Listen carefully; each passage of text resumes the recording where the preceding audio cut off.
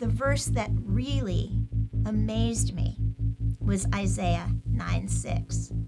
For to us a child is born, to us a son is given, and the government will be on his shoulders, and his name will be called Wonderful Counselor, Mighty God, Everlasting Father, Prince of Peace. It was possible to believe that the Messiah would be God, and you could get there from a verse in Isaiah. I grew up in a Jewish family. I was sort of between being afraid of God and yearning to know God. I remember being about 4 years old, not wanting to turn 5 because I was a year closer to death. My mom believed in God, but it was something of a vague belief. My father was between an atheist and an agnostic. And at some point, I came to a belief that being born into a particular system of belief wasn't reason enough to stay there.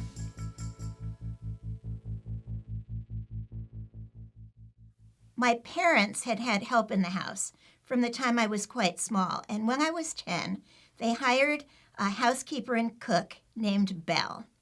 She loved God, she read her Bible all the time, and she was always there for me.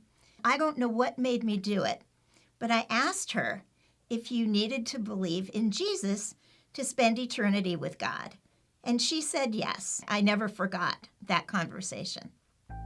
My best friend was a girl named Crystal who lived 2 houses down from us. I think we were both searching in our own ways. Her family went to a Methodist church.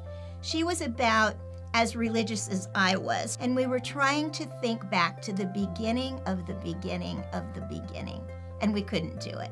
Our minds were blown. After my sophomore year of college, Crystal and I got together again, and she came back and told me about these friends that she had made at school who believed differently than she had ever heard before. There was just seemed to be something different about this group of kids. They talked about having a personal relationship with God. And when I went to my new school, I ran head-on into a group of students who believed exactly the same way. Basically, they shared how I could ask Jesus to come into my heart. As much as a part of me wanted to believe, I didn't want to believe just because another person said it was true. I wanted the truth. I wanted to know if God was real, and if he was real, who he really was.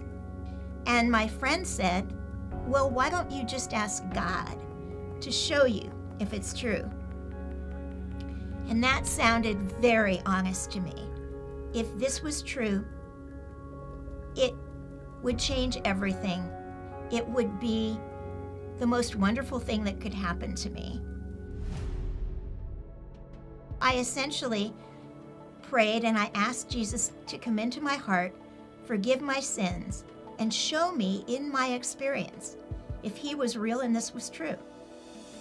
And I decided to just wait and see what would happen, but I kept going to Bible study.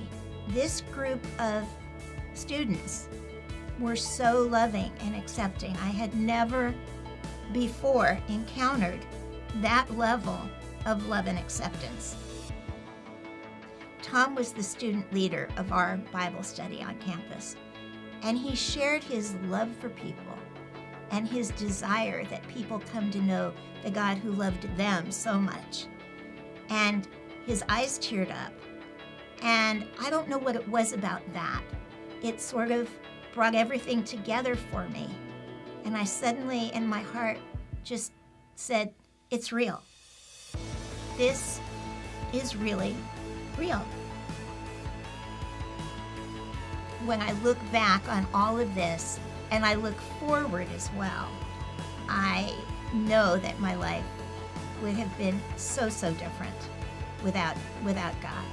And I'm so grateful that I've come to know my Messiah, Yeshua, and that my life has changed not just in this life, but for eternity.